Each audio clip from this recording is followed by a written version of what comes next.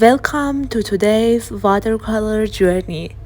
Have you ever wondered how emotions and stories can come to life through the simplicity of modern art? Watercolor is such a magical medium. It flows freely, blending colors and emotion effortlessly. In this video, I'm creating two unique drawings with watercolor techniques. As I paint, let me take you on a journey through the world of modern art.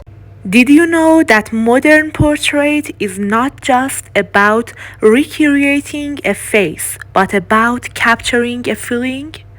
Each brushstroke is a window into the subject's soul, and every color choice speaks of mood and atmosphere. While working on these portraits, I'm inspired by idea of individuality and uniqueness. Every face has a story, and every story deserves to be told. In the first painting, I focus on soft, delicate features, blending warm tones to reflect a sense of calm and introspection. For second portrait, I'll bring in bolder contrast, adding a touch of mystery and strength.